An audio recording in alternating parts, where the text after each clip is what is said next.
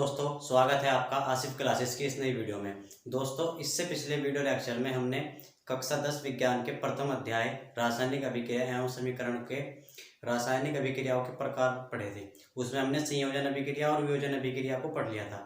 आज हम बात करेंगे उससे अगले प्रकार के बारे में, जो है हमारा विस्थापन अभिक्रिया। ठीक है दोस्तों, तो चलिए आज का लेक्चर शुरू करते हैं। तो आइए दोस्तों, अब देखते हैं हम विस्थापन अभिक्रिया। यहाँ पर इसकी परिभाषा लिखी है, तो पहले परिभाषा पढ़ते हैं, फिर इसे उदाहरण के माध्यम से समझने की कोशिश करेंगे। ठीक है, तो लिखा है कि वह अभिक्रिया जिसमें यौगिक में उपस्थित किसी परमाणु या परमाणु के समूह को किसी दूसरे परमाणु द्वारा विस्थापित कर दिया जाता है, विस्थापन अभिक्रिया कहलाती है। ठीक, अब इसे समझो कि इसने परिभाषा में कहा क्या है। कहा है कि वह अभिक्रिया जिसमें यौगिक में उपस्थित किसी परमाणु, ठीक, किसी परमाणु या परमाणु के समूह को दूसरे परमाणु द्वारा विस्थापित कर देता है। विस्थापित का मतलब होता है हटाना, कि एक जगह से हटा के दूसरी जगह उसे विस्थापित कर देना। ठीक है, विस्थापन का मतलब हटाना, विस्थापन अभिक्रिया कहलाती है। ठीक, तो अब इसे हम इस उदाहरण के माध्यम से समझते हैं। देखो, ये कोई यौगिक या तत्व है और ये एक यौगिक है BC। BC में क्या है, दो तत्व है। तो इस A ने क्या करा कि इस B को विस्थापित कर दिया। ठीक, यहाँ से इस A ने इस B को विस्थापित कर दिया और खुद C के साथ में जुड़ गया। तो यहाँ से B विस्थापित हो गया और ये विस्थापित होकर अलग चला गया। ठीक, तो वह अभिक्रिया जिसमें किसी परमाणु या परमाणु के समूह को किसी दूसरे परमाणु द्वारा विस्थापित कर दिया जाता है, विस्थापन अभिक्रिया कहलाती है। सिंपल है बहुत, आई आपको समझ में आई होगी। तो अब इसे हम उदाहरण के माध्यम से देखते हैं। ये एक उदाहरण लिखा है।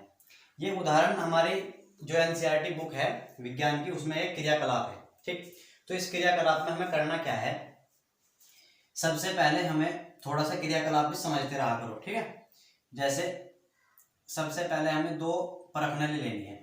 ये हमने दो परखनली ली। ठीक, और इन दोनों परखनलियों में हमने कॉपर सल्फेट का विलयन ले लिया। ठीक, इसमें भी और इसमें भी कॉपर सल्फेट का। ठीक है, अब हम क्या करेंगे, और एक हमने लोहे की कील ले ली। ये एक लोहे की कील है। ठीक, लोहा यानी आयरन, ये Fe क्या है, लोहा है। तो हमने इसमें क्या किया कि एक जो दोनों जो परखनली थी, इनमें दोनों में क्या था, कॉपर सल्फेट था। ठीक, और कॉपर सल्फेट का रंग आप देखते होगे, आपने अपनी प्रयोगशाला में देखा होगा कि कॉपर सल्फेट जो होता है नीले कलर का होता है, और ये हल्का सा नीले कलर का या आसमानी कलर का भी कह सकते हैं, आसमानी कलर का होता है कॉपर सल्फेट। तो हम क्या करेंगे, इसमें एक दोनों में परखनलियों में कॉपर सल्फेट का विलयन है। तो हम क्या करेंगे, एक कॉपर, ये जो लोहे की कील है, इसे एक परखनली में डुबो देंगे। ठीक, एक परखनली में कॉपर सल्फेट है, दूसरी में भी कॉपर सल्फेट है। हमने उन कोई सी एक में इसकी आयरन डुबो दिया, यानी लोहे की जो कील है वो इसमें डुबो दी हमने, और इसे कुछ देर के लिए, कुछ घंटे के लिए इसे स्थिर रख देंगे, एक जगह रख देंगे।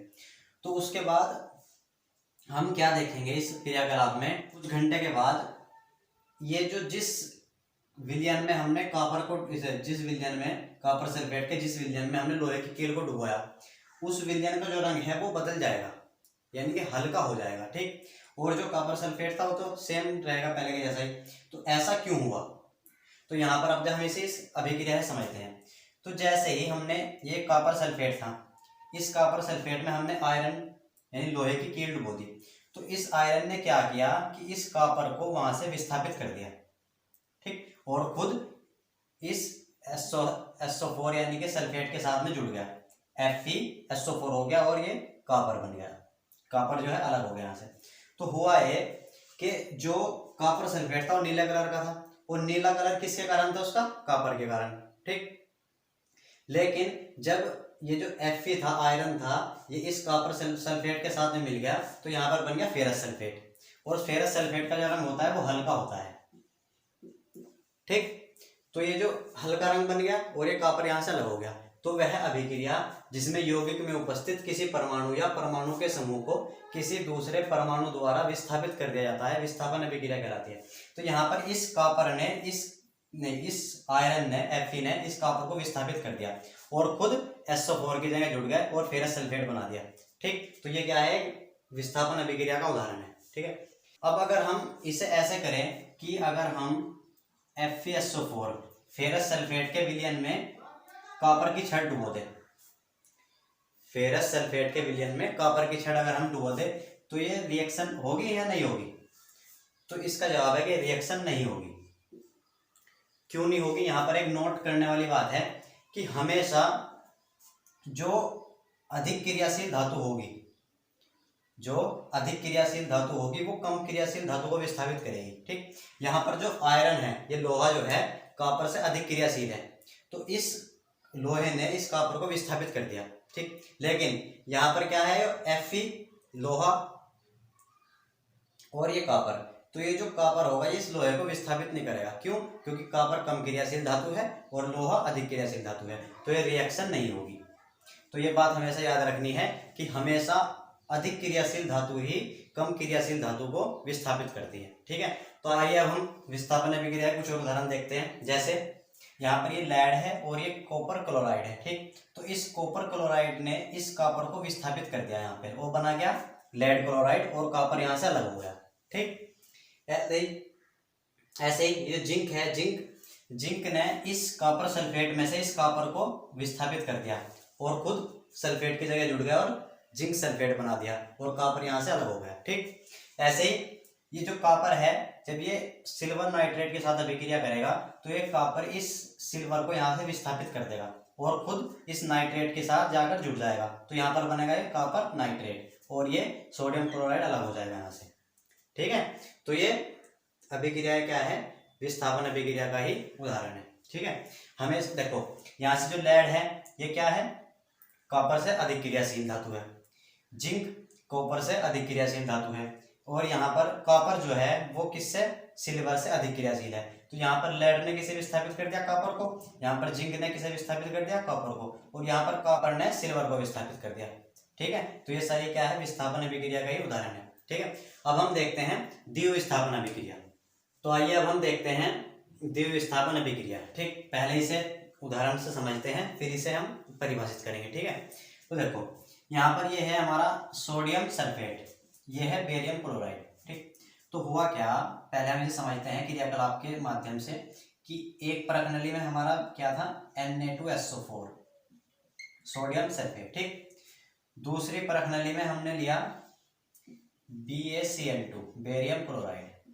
ठीक, हम जानते हैं कि जो सोडियम सल्फेट है वो भी जल में घुलनशील है और जो बेरियम क्लोराइड है वो भी जल में घुलनशील है। ठीक, अब हमने इन दोनों को एक दूसरी परखनली में डाल दिया इसमें। ठीक, तो जब हमने इसे इन दोनों को इस परखनली में डाल दिया तो हुआ क्या, थोड़ी देर के बाद जब इन दोनों की अभिक्रिया हुई तो यहाँ पर एक दूधिया कलर का अवक्षेप बन जाएगा। अभी हम पढ़ेंगे कि अवक्षेपण अभिक्रिया भी क्या होती है, अभी हम पढ़ेंगे। तो यहाँ पर दूधिया कलर का अवक्षेप बन जाएगा। अब वो अवक्षेप जो है, ये जो क्रिस्टल है दूधिया कलर की, ये किस चीज के है। ठीक है, तो अब हम उसे समझने की कोशिश करते हैं। तो देखो यहाँ पर ये जो सोडियम सल्फेट था, इस सोडियम सल्फेट में जो सोडियम है, इस सोडियम ने इस बेरियम को विस्थापित कर दिया और खुद इस क्लोरीन के साथ जाके जुड़ गया यहाँ पर और नया पदार्थ बना NaCl। ठीक, इसी तरीके से इस बेरियम ने इस सोडियम को विस्थापित कर दिया और खुद सल्फेट के साथ जाके जुड़ गया और यहाँ पर बना हमारा बेरियम सल्फेट।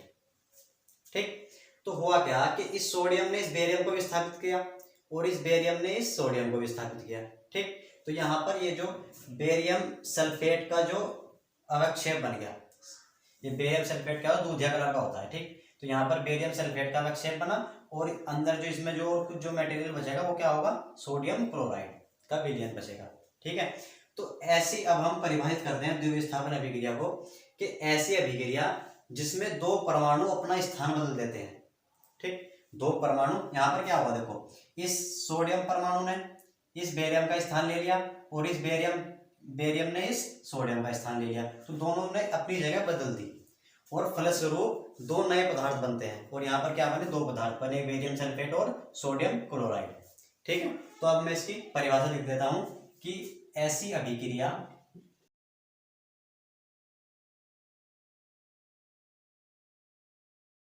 ठीक, तो तो ये इसकी परिभाषा हो गई कि ऐसी अभिक्रिया जिसमें दो परमाणु अपना स्थान बदल देते हैं तथा फलस्वरूप दो नए पदार्थ बनते हैं। तो यहाँ पर क्या हुआ कि सोडियम ने इस बेरियम का स्थान ले लिया और इस बेरियम ने इस सोडियम का स्थान ले लिया, तो दोनों ने आपस में अपना स्थान बदल दिया। तो ऐसे अभिक्रिया को हम कहते हैं द्विव विस्थापन अभिक्रिया। द्विव क्यों है? द्विव का मतलब दो, कि यहाँ पर दोनों ने अपना स्थान बदल दिया। जो पिछली जो विस्थापन अभिक्रिया थी उसमें क्या था कि केवल एक परमाणु ही अपनी जगह बदल रहा था, ठीक है, लेकिन इसमें क्या है, दोनों ने अपनी जगह बदल दी। दोस्तों अब हम एनसीईआरटी बुक में कुछ क्वेश्चन दिए हुए हैं विस्थापन अभिक्रिया और द्विव विस्थापन अभिक्रिया के बारे में, ठीक है।